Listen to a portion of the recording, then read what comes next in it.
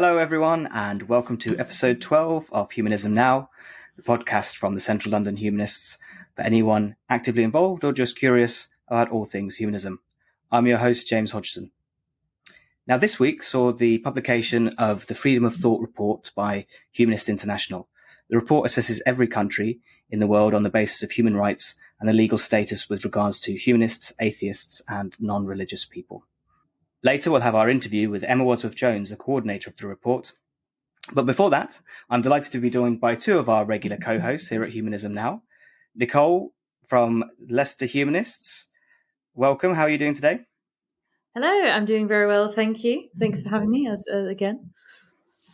My pleasure. And have you been having any Christmas activities up there with the Leicester Humanists? We haven't had any official Christmassy ones, although we did have mince pies at our last showing of the Humanist lecture, which was very nice. But no official Christmas activities for us this year. Next year, hopefully. And my colleague from the Central London Humanists and the co-leader of the Association of Black Humanists, Lola. Good to see you here. Hi, good evening, James. Hi, Nicole. And Lolly, I know you joined us at our Christmas party last night with about 50 other members at the Central London Humanists. How was the event? That was a blast. It was great from beginning to the end. I laughed. I can't remember the last time I laughed so much. I look forward to next year already.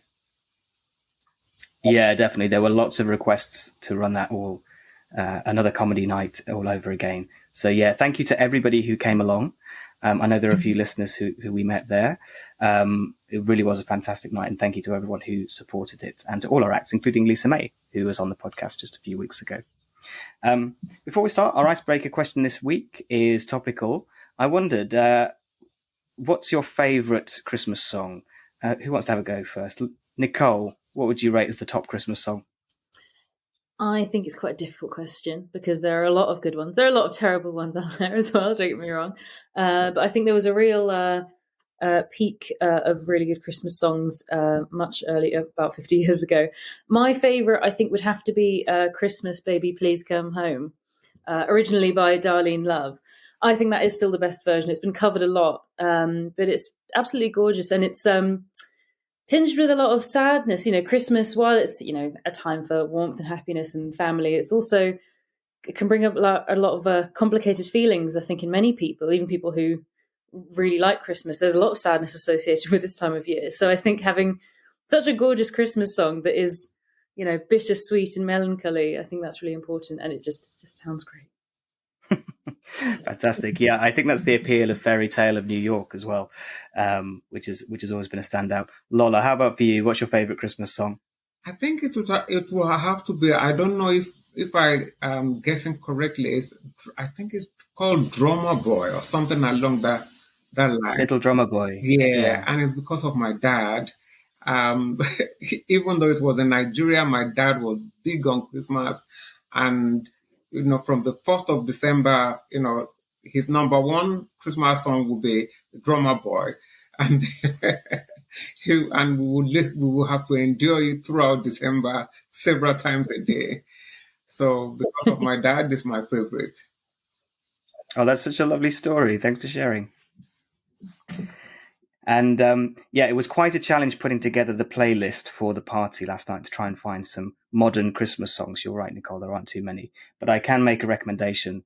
I found that CeeLo Green of Niles Barkley has produced a Christmas album, and I have to say it's actually fantastic. And if you're going to pick one track, his cover of Run, Run, Rudolph might be my new favourite Christmas song. I'm definitely looking forward to hearing that because I hadn't even heard of that at all. I hadn't heard he'd done a Christmas album. But you're right. It was hard to find anything from the last 30 years. Now, before we move on to our interview, Lola, I know you've been very busy looking into some of the government's new proposals. We've covered immigration policy or immigration responses from the government here on the podcast previously, but I think with some new developments, I understand you've got some thoughts you'd like to share. Yeah, I think there are a few things, and it's about the financial threshold. But I'm not going to go into it for workers. So I want to focus on families.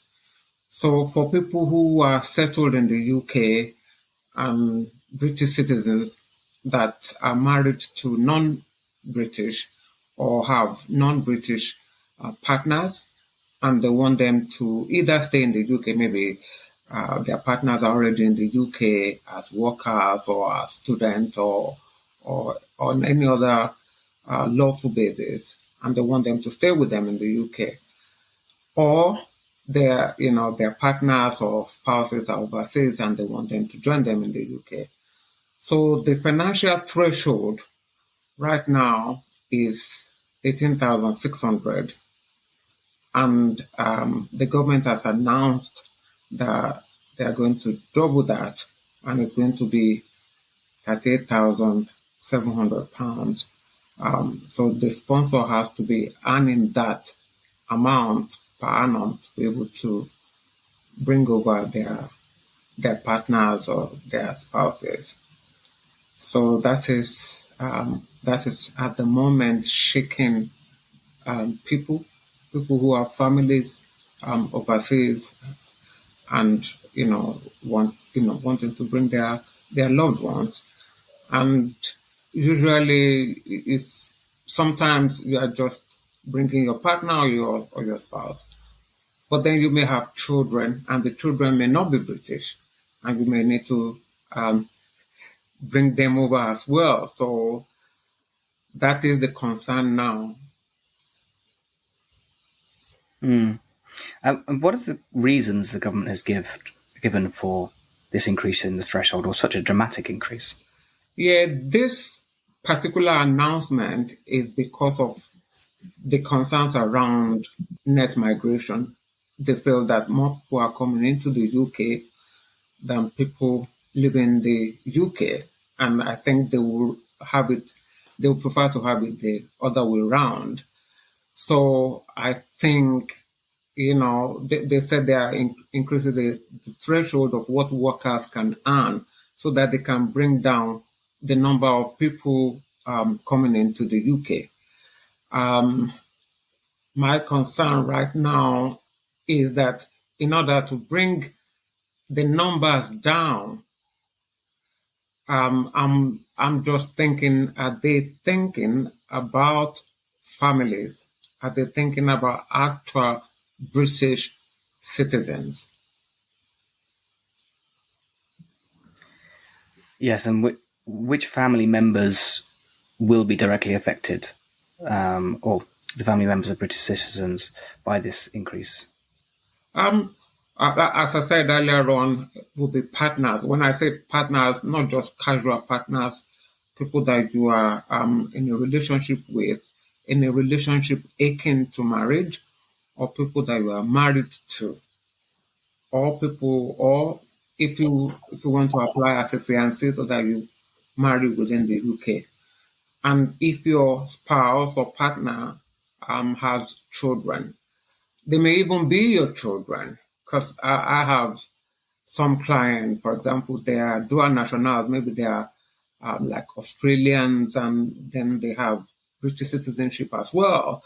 And they've been living in Australia for a long time, and for whatever reason, they want to move to the UK. So they have children who are not British, and they have partners or spouses who are not British.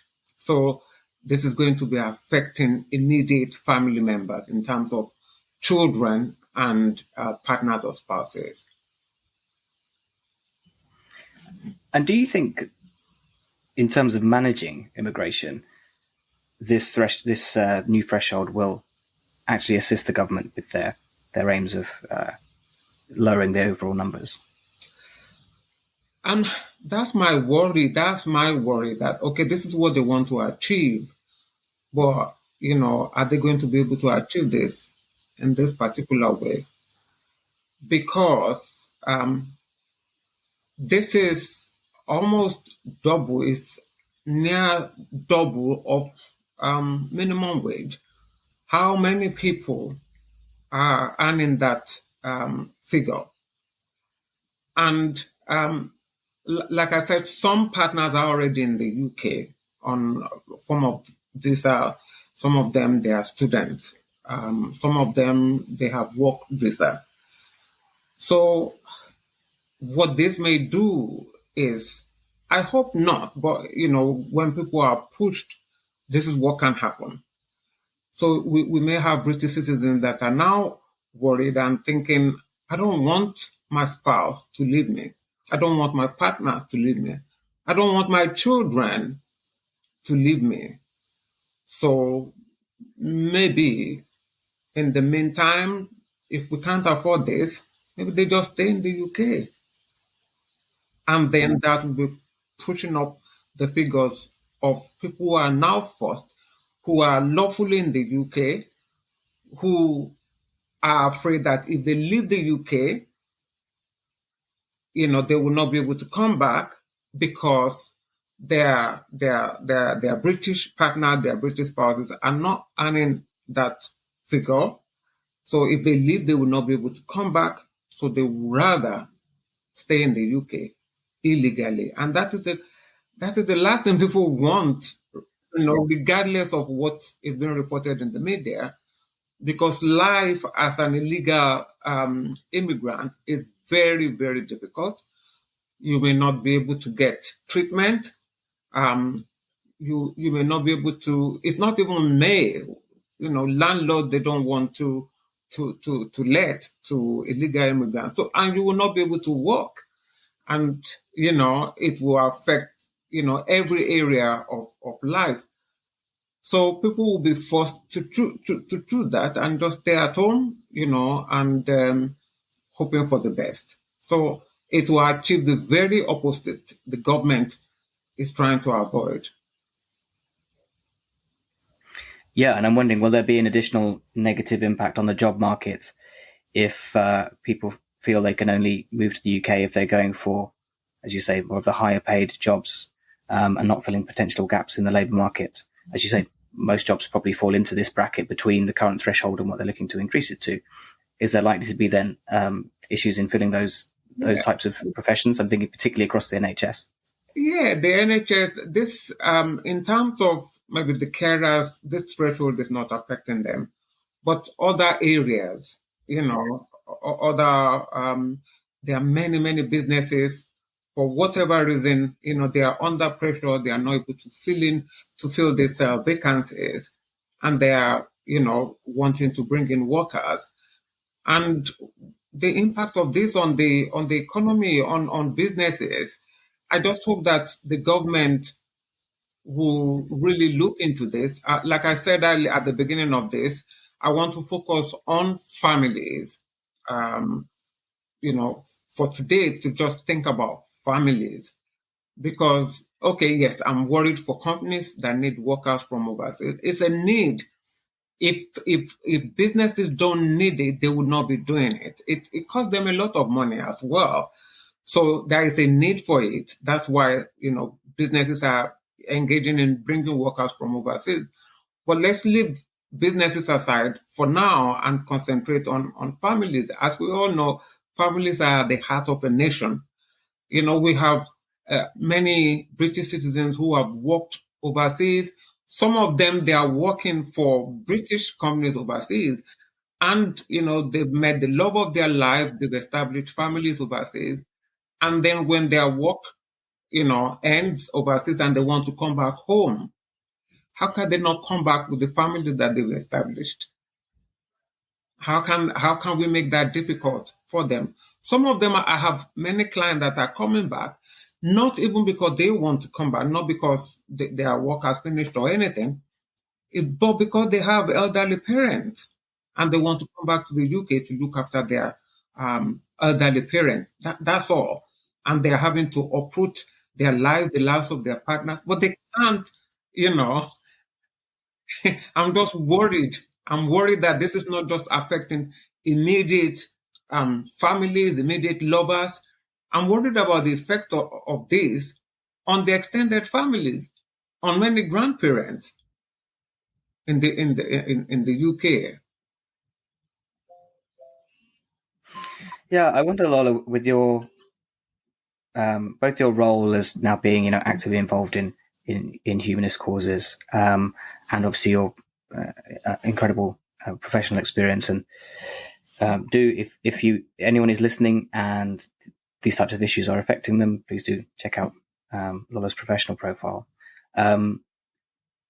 Based on your experience, what recommendations would you make to any government in taking a humane and practical, reasonable approach to these types of issues around immigration? I think for everything that I've explained, one, this is nearly double minimum wage. It's not reasonable to say only those who are earning certain amount. I understand what the government wants to achieve. The government doesn't want people to come into the UK and be a burden on the benefit system. For years now, you cannot claim benefit anyway if you are coming in as a partner or as a spouse. You are barred from claiming benefit. Also, people who are coming in, migrant, they pay immigration health surcharge so that they are not a burden on the NHS. So they are already, and actually they are paying double tax because most of them, when they come to the UK, they are working and they will be paying, their national insurance, paying, their tax, paying to the health system, and then they pay immigration health surcharge on top of it. So for, right to family life, it's one of the fundamental human rights. And as humanists, we believe so much. We are passionate about human rights. So I'm, begging the government to review this so that the threshold is not so high so as to stop families, so as to stop, breaking up families, the effect on, we may have some family that will say, okay, maybe I can bring my wife and leave the children behind for now. Maybe when my wife comes and then she's able to get, the job, and then maybe we'll bring our children, or we'll bring one child at a time. There will be all sorts of arrangements. And some people may not even, I don't know what individual families will think maybe they are able to achieve. But we don't want a situation whereby we are having family members of British citizens, family members of people in their own country not being able to make applications to the Home Office and then becoming illegal when, we don't need to have that situation at all. At the moment, it is 18,600. So why can't we even have minimum wage people, many people on minimum wage being able to have their families with them? Yeah, it is very strange, this idea that they're trying to enforce a situation, or create a situation where people will be forced to play into that stereotype that they're trying to avoid of coming to the country and not contributing to the workforce.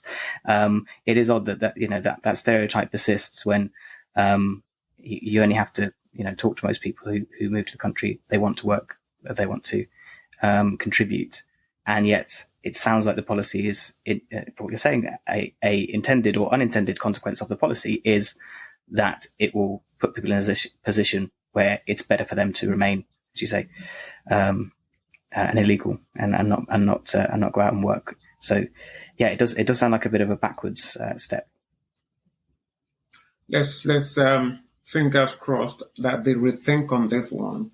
And in a way, I don't know why I feel so strongly that they are going to rethink. I just feel so strongly that for families, they will rethink that one and come up with a different figure, something that is reasonable. It has to be in line with, a lot of nurses, a lot of teachers, police officers, would not be able to. I don't. It's a difficult one to process, and I don't know where that figure has come from. I'm trying to rationalize. I'm trying to figure out how did they come up with that figure, because I can understand 18,600, even though, for me, I would have thought if you are earning above at least income support rate, because before they introduced any financial threshold, it used to be adequate maintenance. And to measure that, to determine whether you can adequately support somebody, you must be earning income support rate, and then they changed it from that to 18,600. And then we've lived with that since 2012. It has worked for vast majority. But now to double it, it's not even double, it's more than double. This is all really interesting, Lola. I was wondering, in one of the ways of you mentioned a bit about how they came up with the figures, and about minimum wage. So I've just had a look, and it looks like the full-time minimum wage is about just over, it's 18,900 or so. Do you think that's related to how they came up with the figures, and also some of the other issues about where people's money might come from, because obviously wages aren't the one and only thing? Yeah, I'm going to. I don't think I'm absolutely sure, but I believe that they came up with that 18,600 from minimum wage, full time in a year. But that was 12 years ago. I don't know what the figure was 12 years ago. So we've had that 18,600 since 2012. So for 11 years now. So the new figure is very difficult to establish, how did they come up with it? The alternative to income, of 18,600 is savings of 62,500 over 6 months. So if you don't have a job, for example, but you have savings, you can use that.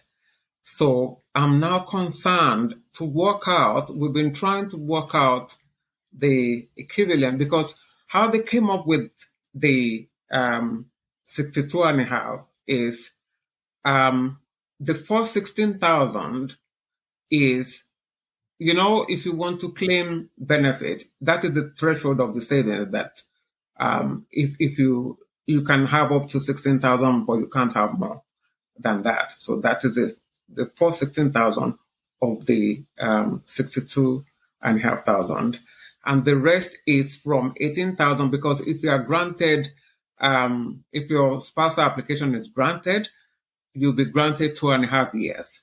So it's 18,600 multiplied by 2.5 plus the 16,000. So that's how they came about it. So if it is going to be 38,700, that will be 38,700 multiplied by 2.5 plus 16,000. My mathematics is not the best, but we are looking at over 100,000 savings. How many people are going to have that? A lot of my clients, some of them will get help from their, a gift, cash gift, sometimes from, parents, grandparents, extended relatives, good friends. How many people will now have, sometimes some parents are selling property to raise this money because they want their children to be happy. They want to see their grandchildren in the UK. So some parents are selling property to raise this money, to gift their children. Now, when it's now over 100,000, how many people can raise that? So it's becoming, then marriage, love is now becoming, it's no longer a fundamental right, but right of the privileged and the rich. I think as humanists, we should be concerned. We really should be concerned. Absolutely. And thank you very much for bringing all of this to our attention, Lola. And certainly we'll be coming back to you for updates over the coming months. And hopefully, as you mentioned, we can make some progress on this matter. Thanks for all your hard work as well. So Lola, Nicole, thanks for your input. And we will be back after our interview with Emma Wadsworth-Jones. Hi, my name is Lucy Potter and I'm a researcher based at the University of Sheffield. I am currently conducting research on how asylum claims on the grounds of non-religiosity, which can include apostasy and blasphemy, are handled by the UK government. I am looking for refugees or people who are still seeking asylum on these grounds to take part in an interview with me on their experiences of the asylum system. This research is really important because there is no research on how non-religious asylum claims are dealt with currently, and not much is known about non-religious persecution more widely. If you take part in this research, you will remain anonymous and unidentifiable, and I hope this research will make the asylum system inclusive of all belief systems, and I encourage anyone with experience to please contact me. My email is lpotter2@sheffield.ac.uk. Thank you. Emma Wadsworth-Jones is responsible for managing and coordinating Humanist International's activities on behalf of Humanists at Risk, and the principal editor of the Freedom of Thought report. Emma has a distinguished career in casework and campaigning for freedom of expression, and devised strategies to support writers at risk across Africa, the Americas, Asia, and the Middle East. And we're here today to discuss the latest edition of the Freedom of Thought report. Emma Wadsworth-Jones, thank you very much for joining us on Humanism Now. Thank you very much for having me. Before we talk about the report, could you share a little bit about your personal background and how you came to your current role and decision to specialise in free thought matters? Yeah, of course. So I joined Humanist International about 3.5 years ago, I think, at this point. The role was entirely new and was created out of a reflection that we had increased numbers of requests from individuals at risk who needed support, and we needed a more systematic approach to helping them. So the role was created and I appeared. As you said in my introduction, I worked for PEN International for several years, for about 8 years actually, before this. So I have a long experience of devising strategies to support individuals at risk and also human rights research and documentation of violations. So I've when I was working at PEN, there was a lot of actual crossover and work with Humanist International because so many of the cases were the same. Especially when I was working on Asia, we had the Bangladeshi bloggers who were being attacked from sort of 2012, 2015 onwards. And so there was a lot of overlap as I was working to support a lot of those secular bloggers.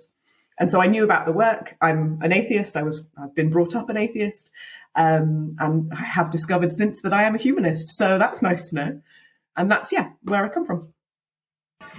Fantastic. Yeah, I think that link between, I guess it's free speech, isn't it? When we talk about writers in particular, and free thought, and I guess the free thinker movement is long-standing. So yeah, that makes a lot of sense.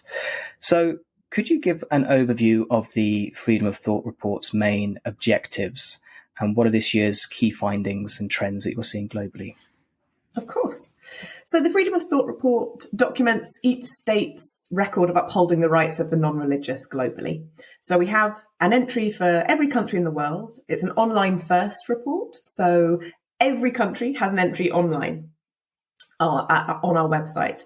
And then each year we publish a key countries edition, which is what we're talking about today, which is probably between 10 to 15 entries that have been updated in the course of the year. That we publish in print and then share with the world. We don't update every country every year, which is why it's difficult to make really broad sweeping generalizations. But I can definitely give you a few insights. The report itself there are lots of reports out there that look at the persecution of other religious or belief minorities across the globe. And this is, to our knowledge, the only one that focuses specifically on the non-religious.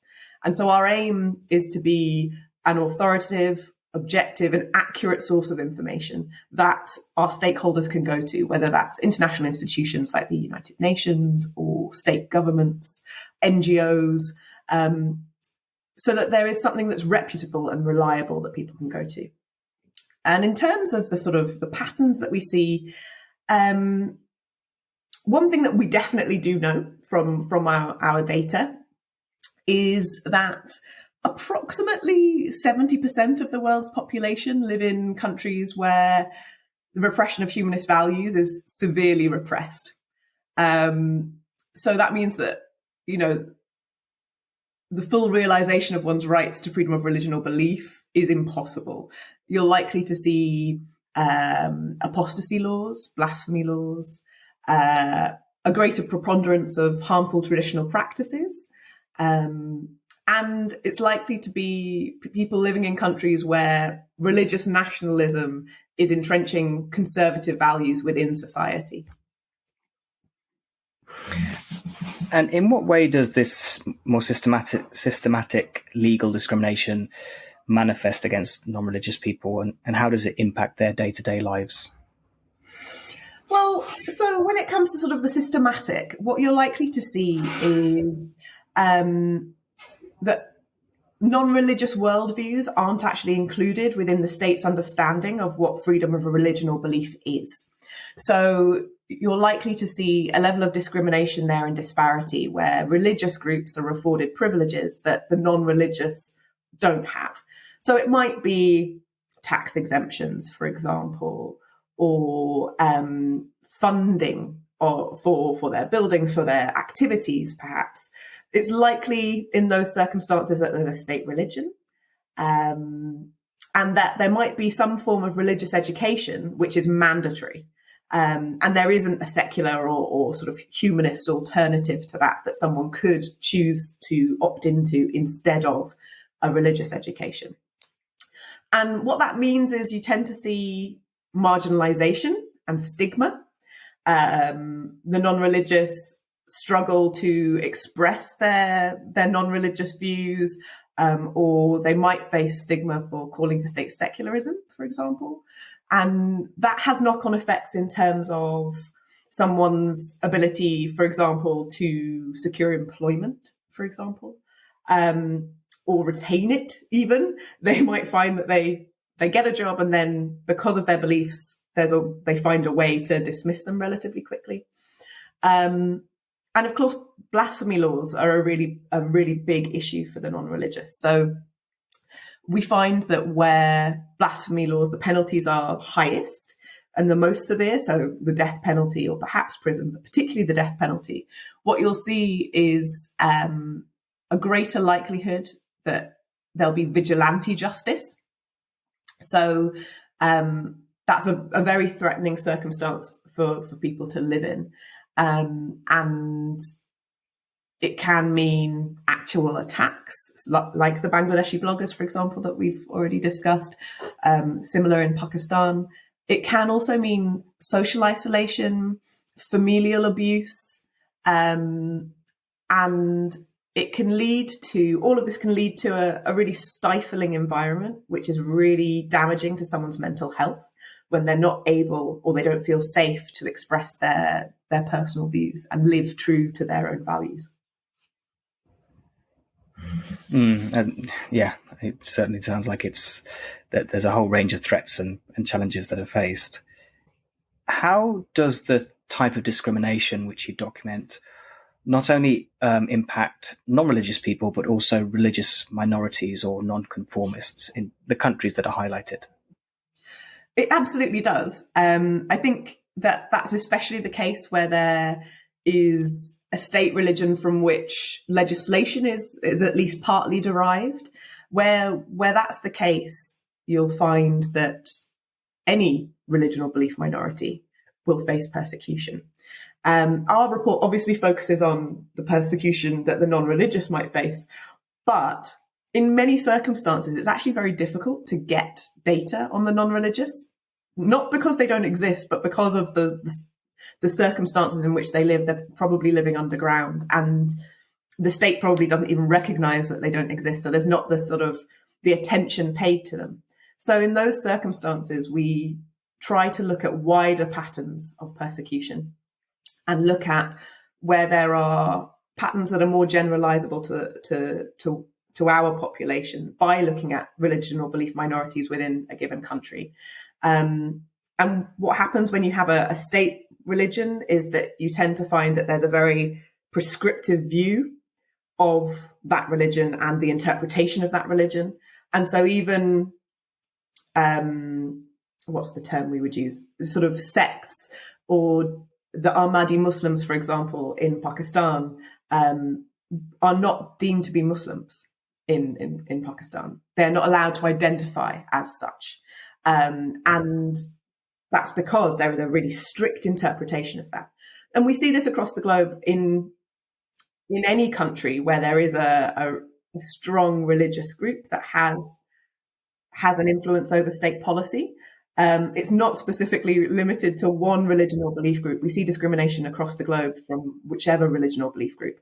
And it's also important, I think, to say that we see discrimination perpetrated by non-religious majority groups too. So, for example, if you look at France, you see that it's a so-called secular state. It's not a state that we would deem to be secular, because they weaponize laïcité against religious minorities, particularly the Muslim population.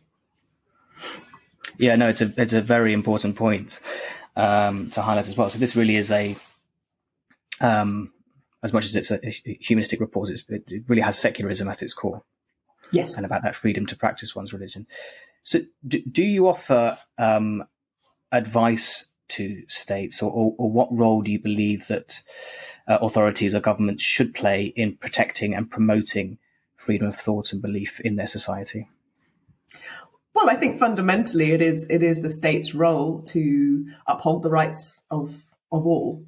And as humanists, we believe in freedom of religion or belief for all. We don't believe that we are superior. We don't advocate solely for us versus anyone else. It's very much everyone should have the right to believe whatever they choose. And for that reason, I think it's imperative for states to uphold secularism, by which we mean a separation between religious and political authorities, and where no one is persecuted against for their religion or belief. And I think that that's the key priority for states, or it should be, because only by upholding secularism will you see the full realization of human rights and democracy. Because the national legal framework, influences social behavior. So where you see the privilege of one or more religion or belief groups within a country, that will often be reflected back in social dynamics and in other areas of society.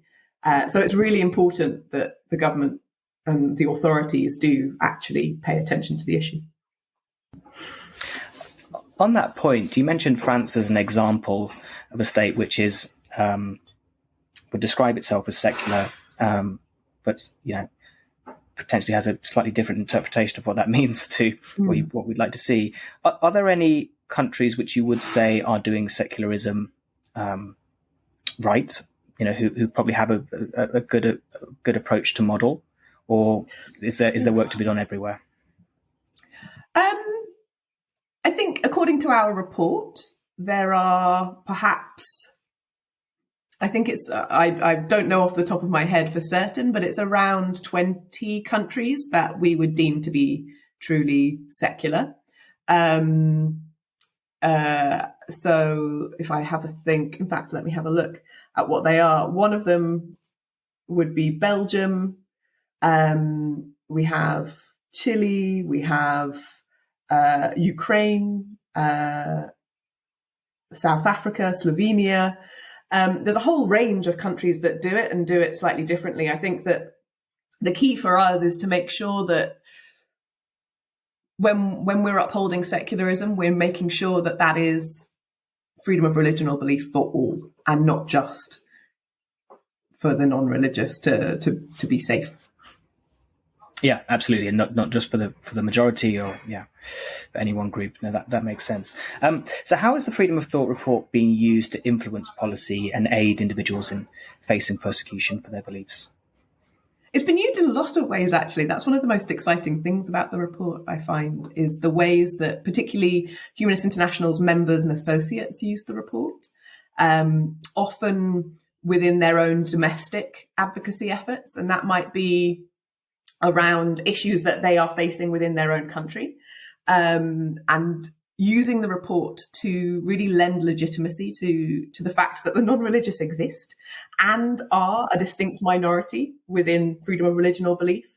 Lots of states fail to understand that nuance and fail to fully understand the right to freedom of religion or belief does include the non-religious. So having a report like this really helps to lend legitimacy to that, which we know to be a fact, but they might not have a full understanding of. So lots of our members use it for those purposes. They also use it to support individuals at risk or to advocate on change in countries where there might be, for example, the UK might have a trade agreement with another state, and being able to say, okay, but if you're going to make a new trade agreement, then please make it contingent on these things. Look at the circumstances that people are facing, and leveraging the report to bring about that change. In really specific terms, we've seen it used to help influence asylum policy. So one of the things that I come up against quite a lot in my work is faulty asylum determinations, where a non-religious person's asylum claim will be rejected on the basis that they don't have to manifest their belief in the way that a Christian or a Muslim might. You know, we don't have to go to a church or a mosque or wherever it might be. So we can just conceal our identity, and that's fine. So we can go home. We're safe if we just pretend. But that's not actually how the right works. General Comment 22 has made it very clear that that is not acceptable. It's not acceptable for anyone. That was a thing that was used with the LGBT community for a long time to deny them their rights and say, oh, well, just go home and pretend to be straight. You'll be fine. No, it's not acceptable. And so what we've been doing and what several of our members have been doing is using the report to make it clear to states that the non-religious face persecution because of their beliefs and that they should be treated equally with their religious counterparts. So we've seen change in Norway, for example. The Ministry of Justice have released guidance that the non-religious and their persecution on the basis of their beliefs should be treated equally. In the UK, I know that Humanist UK has done a lot of work with the Home Office in training Home Office staff in assessing the cases of the non-religious and have used the report too. I use the report every day in my work, particularly working with individuals at risk. Either to help me assess their cases and judge their level of risk, but also to advocate for them. So where they are claiming asylum or where they are seeking relocation, I can use the evidence in the report to say, look, this is backed up by actual evidence. Here it is. Take it seriously. And I know that there are lots of other NGOs that use it too for that reason. That's fantastic, yeah, and thank you for leading us on to some of the wider work that Humanist International does. And for anyone who is not aware, do check out the website and just the sheer scope of work and coverage that Humanist International do. It's really amazing. How else do you and the wider team at Humanist International work to support individuals and communities who are at risk? Well, I think it's a common thread throughout everything that we do. So core to our strategy is ensuring that everyone can lead a dignified and fulfilling life. So, for example, we have an advocacy team that lobby international institutions at the sort of EU level, at the United Nations level, to ensure that human rights priorities that are informed by humanist values are on the agenda. and to raise cases of concern with relevant authorities and make sure that they are being protected and supported. We also support our member and associate organisations on the ground, both through providing grants so that they can run their own projects, but also through capacity building, training and initiatives, for example. I think one of the things to remember with our members and associates is that many of them are operating in climates that are really hostile to their existence. So we have a duty to support them. They are trailblazing. They are being the public face that shows that humanism is a friendly thing, not something to be afraid of. So we support them in order to be able to run and operate their work.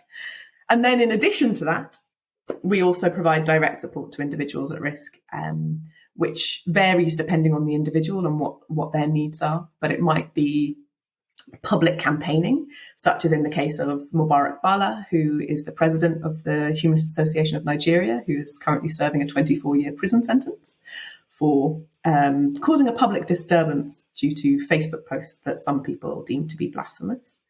It could be also through advocacy. So, for example, liaising with a special rapporteur on freedom of religion or belief, for example.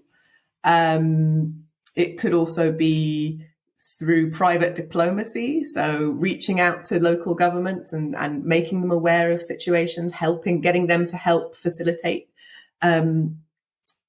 protective measures. It might be through emergency grants too, which we provide to individuals to help cover legal fees, to help cover daily expenses. Many people who are living in hiding can't go out to work.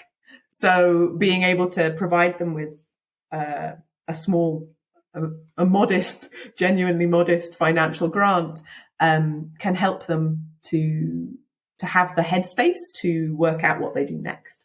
And then also providing the asylum support that I've discussed, challenging those dodgy decisions and looping people into a wider network of non-religious people, of humanists.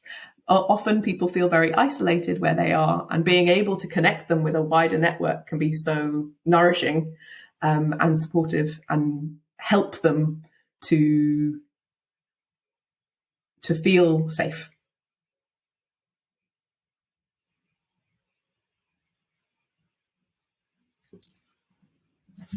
Thank you. Yeah, no, it's not just such a wide range of activities that you have, but I love that the core running through it is that allowing people to be publicly who they are and also to feel safe. And certainly I can attest to the community that's provided through the global network. We ran an event on World Humanist Day last year and tried to get as many local representatives of local groups.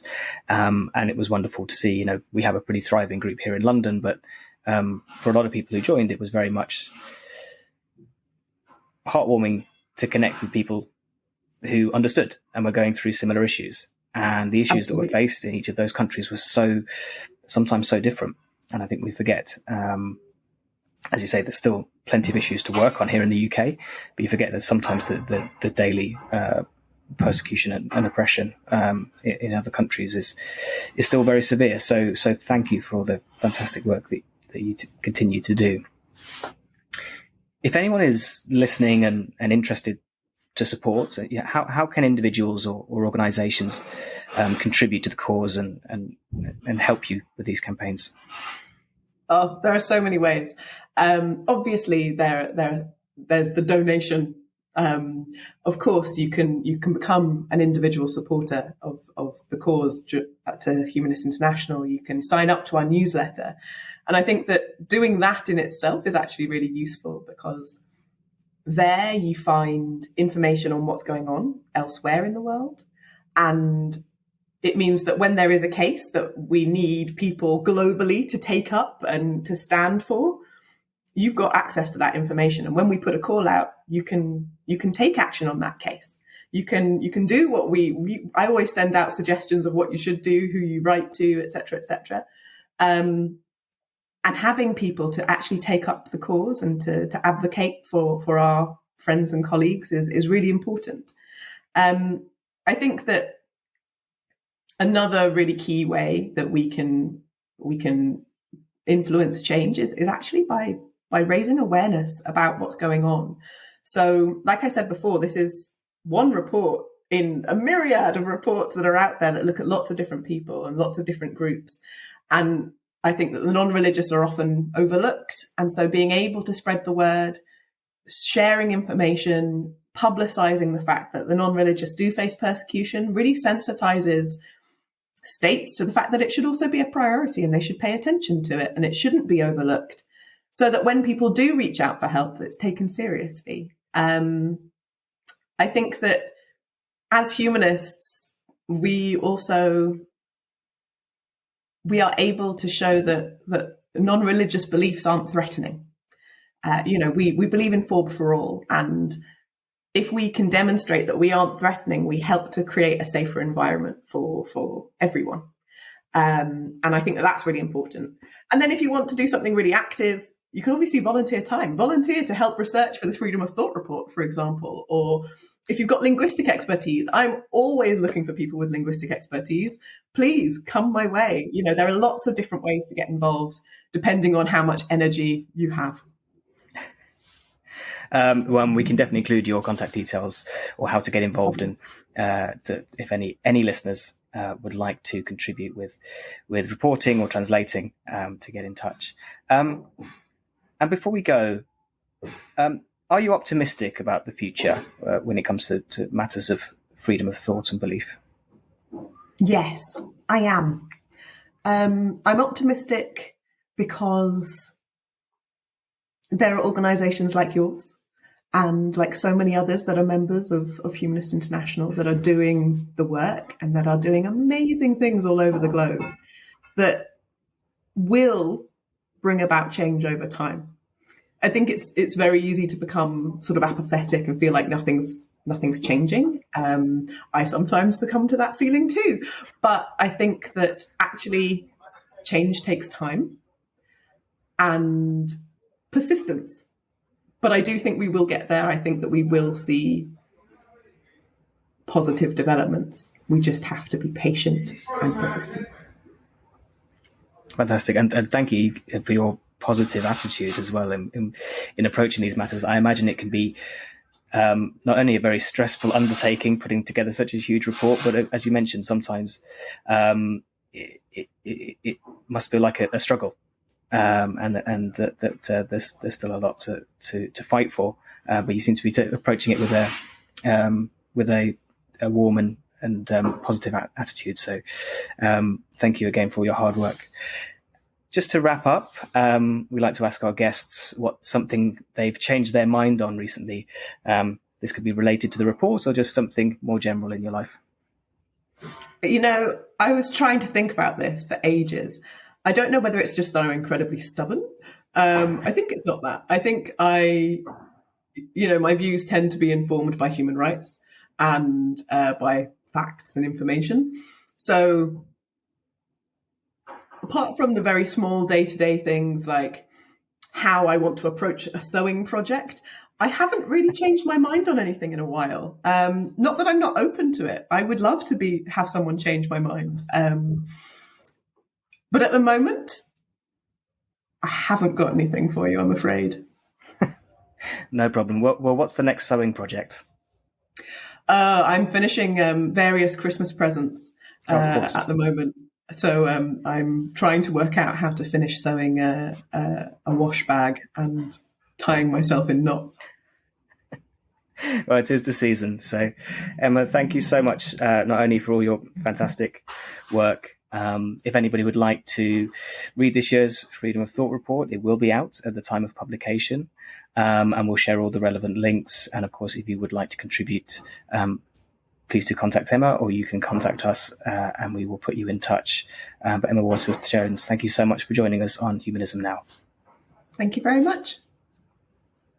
Welcome back to Humanism Now, and thank you to Emma Wadsworth-Jones for that fantastic interview and all of the amazing work that her and her team do on the Freedom of Thought report.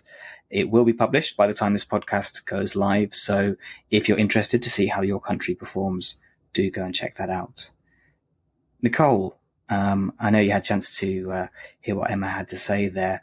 What was your main takeaways from not only Emma's comments, but also the report in general? Yeah, it's always really interesting, and it's always really interesting to listen to Emma talk about her work. It's very important and very highly specialised, so it was great to listen to.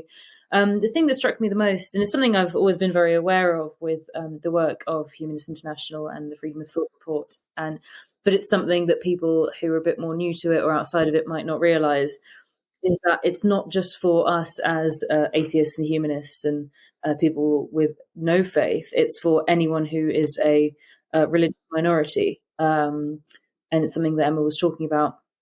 And it's really important, because if we believe in true freedom of religion and belief, it's freedom for other people to have their own religion and express their own religion.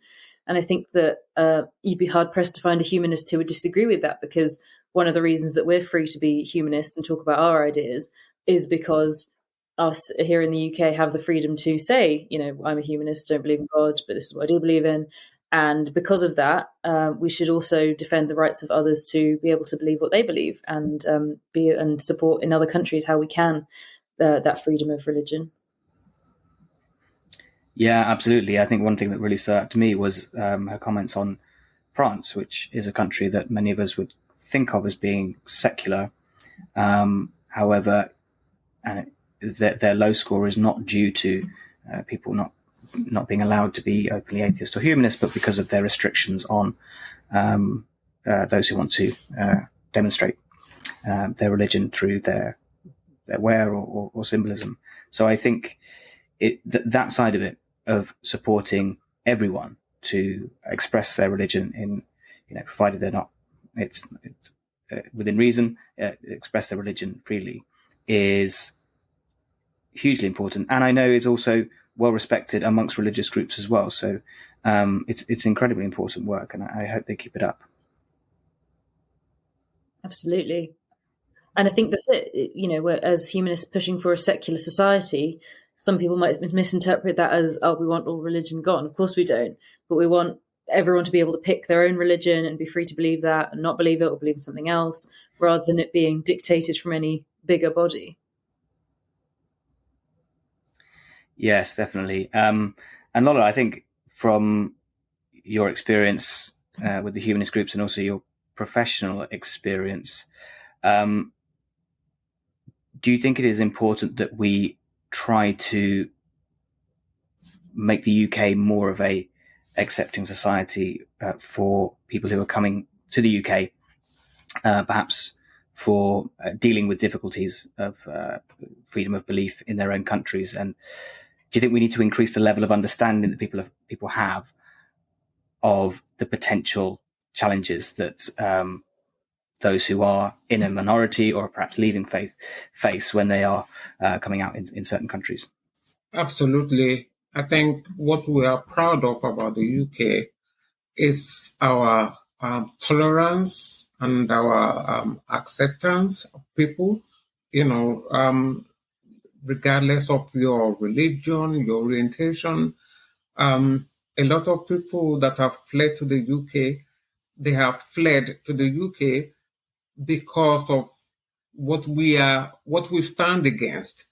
Some people have fled to the UK because they are of different sects of the same religion. They are facing persecution and death risk to their life because they are a minority sect in their own country, or because they change their thought.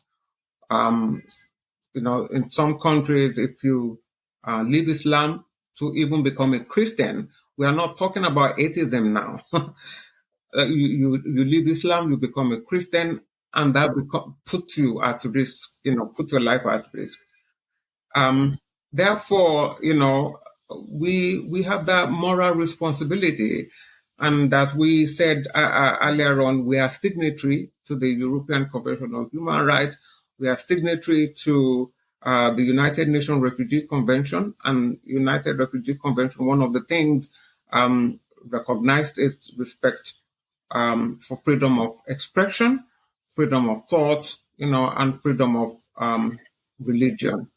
As humanists, we are hoping for a day, what we are against really, or what I am against as, as a humanist, or what I will want is a rational world.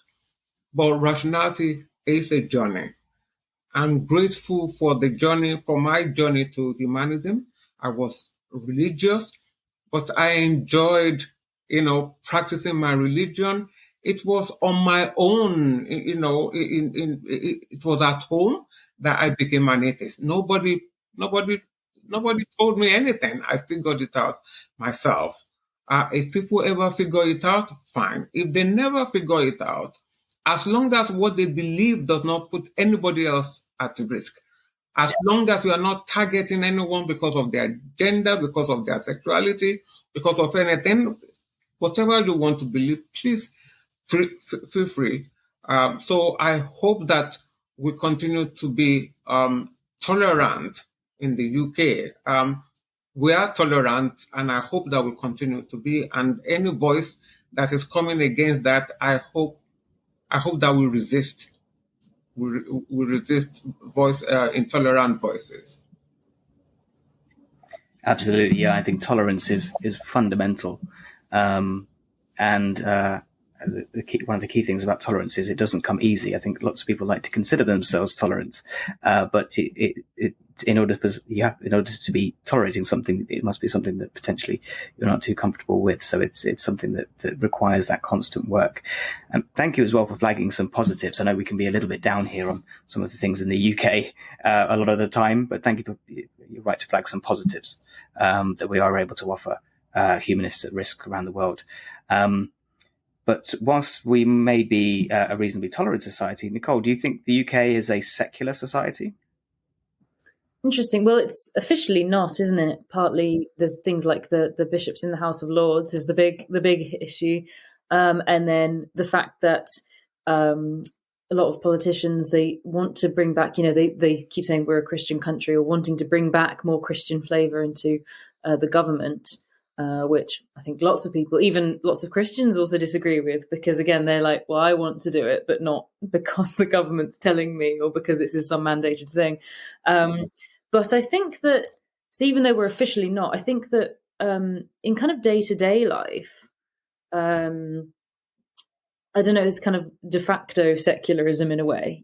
Unlike France, anyone can display their religious clothes or signs of religious affiliation publicly, and express themselves, express their different opinion, as long as it's not, anything hateful or harmful to others. And I feel like day to day, that's very good in the UK in general. I live in Leicester, which I mentioned before, very multicultural, very multi-faith. And you see people everywhere with all these different, religious clothes and religious things. And the city does really good in celebrating basically every single religious holiday, even the really small ones. And it's really lovely. It's really nice to see that the council isn't being like, oh, no, we have to make the Christian one the big one. It's like, oh, it's all great. And obviously some will naturally be smaller. But I think that on the ground, we're quite good. Obviously, I think we can improve. There's always room for improvement. But in general, I think it's quite good in the UK. Lola, would you concur? Yeah, absolutely. And I think I think that neutrality is what we need to seek, in terms of how we conduct, especially, policies, and so that it gives equal opportunity to everyone. I think, the only thing I'm a little bit uncomfortable with is having, religious leaders in the House of Lords, and I think we need to keep that neutrality, so that Britain continues to be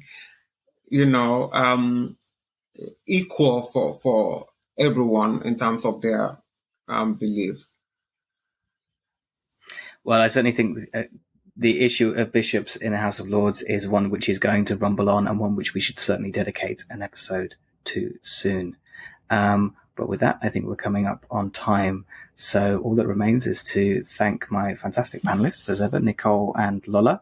Before we go, Nicole, what is happening with the Leicester Humanists as we head into 2024? Yeah, so we've been planning the year ahead. So anyone who's listening from Leicester, look forward to some good things. We're going to have our programme out in early January of what the year ahead will take. Lots of nice social things, more interesting lectures. But there's no events up yet, but they'll be up shortly. Great. Well, thank you very much for joining us. And of course, always lovely to see you, Lola. And what is in store for the Association of Black Humanists in the coming months? I think for now we have a study group. So we've been studying philosophy, and please just find us on meetup.com. I think 2 weeks ago we studied Sartre. That was fun. I can't remember who we're studying next, but it's on meetup.com. So this has been going on every 2 weeks. So we are doing European philosophers for now. By February, we will start studying African philosophers. So, yeah, I have to say that I haven't done any African philosophy, so I'm really looking forward to it. Absolutely. And is there a test at the end of all these study groups? I'm looking for a certificate. There you go. Well, if you'd like to join any of our speakers at any of those events, you can find the links in the show notes. So thank you to our wonderful panel. Thank you to Emma Wadsworth-Jones, and thank you to you, listener, for joining us on Humanism Now.